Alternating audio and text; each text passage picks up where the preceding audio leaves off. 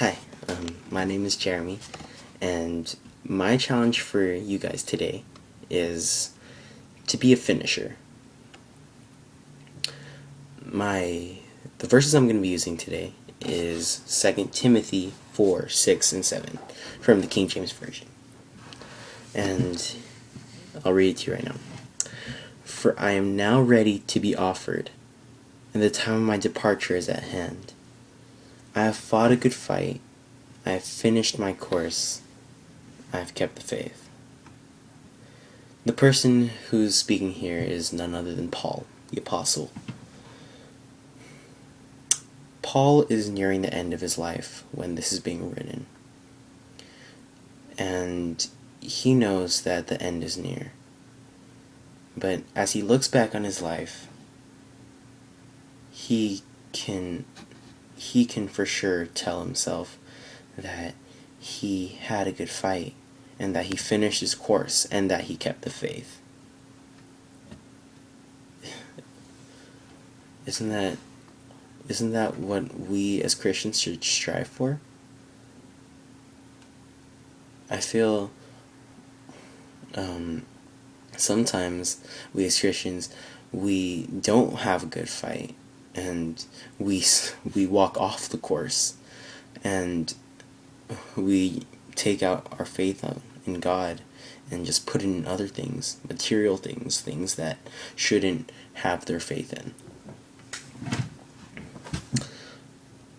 Paul, after a long, hard life filled with struggle and just pain and regret sometimes,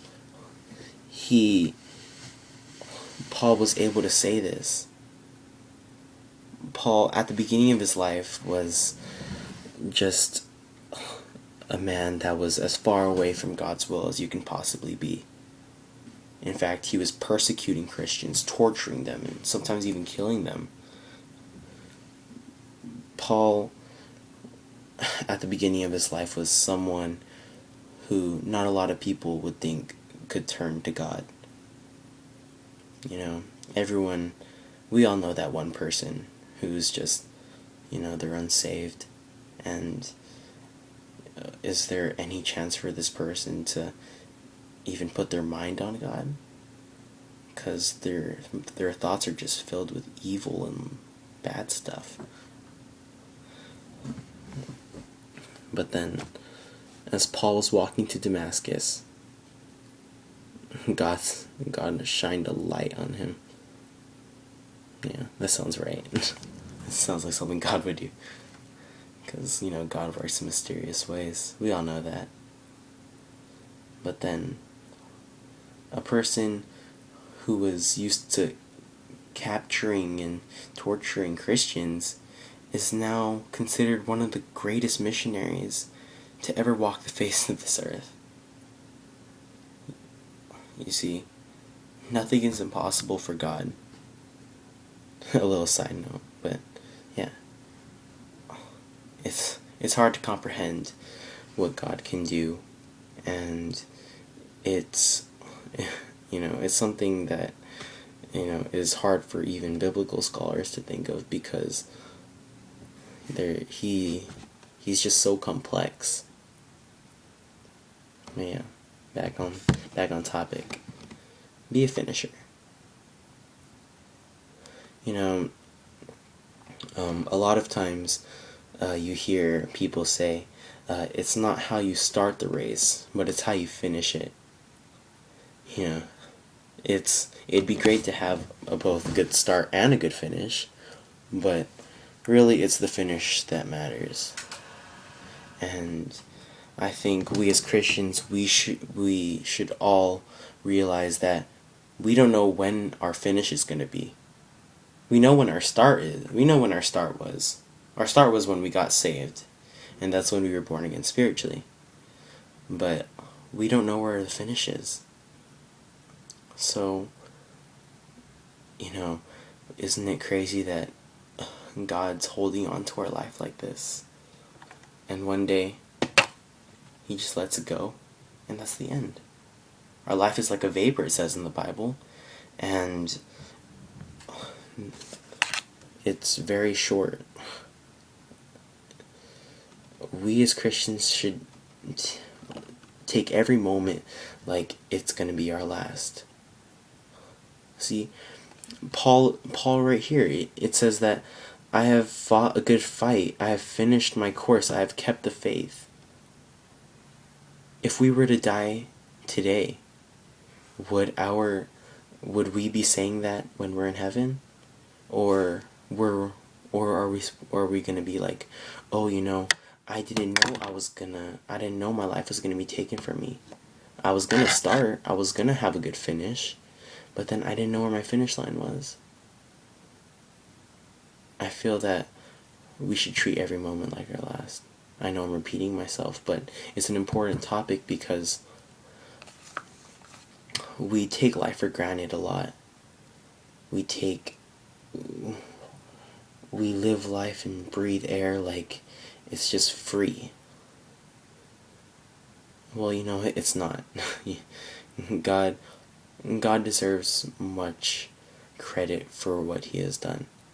I mean, God created this whole world in 7 days, with its beauty, with its nature, with the animals, and just the air that we breathe. He created that, and everything inside of us. The reason why we breathe.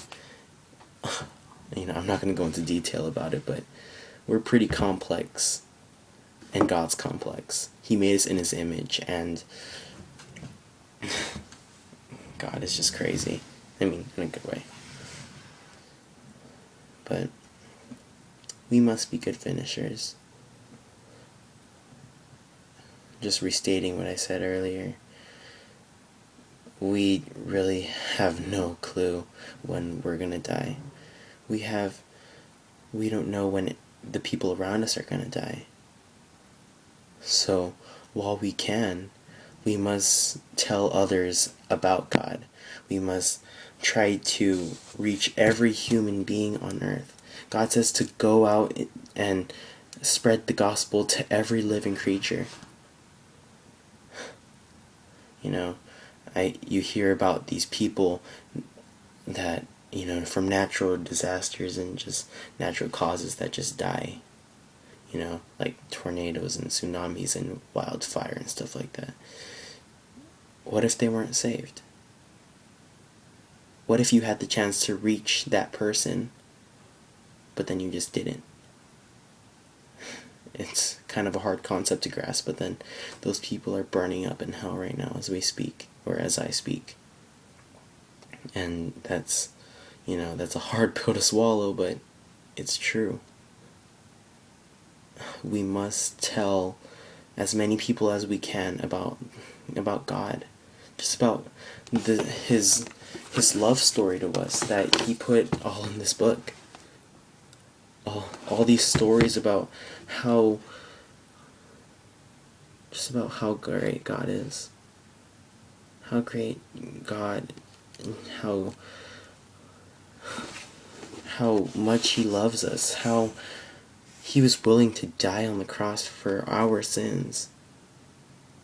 And yet we take life for granted. Yet we sin in front of his face. We feel like no one's watching us if we're doing bad stuff, yet he's up there just being like, he's very sad when we sin. And God deserves proper credit for what he's done. And in order to show that proper credit, we must be good finishers. Good finishers we must be, because if we want to please God, we must have what Paul had: a good fight, a finished course, a kept faith. So yeah, that's the end of my first kind of sermon thingy or video ever. I just want to say thank you for watching, if you are, and if you're not, then you probably don't know that never mind. I'm just trying to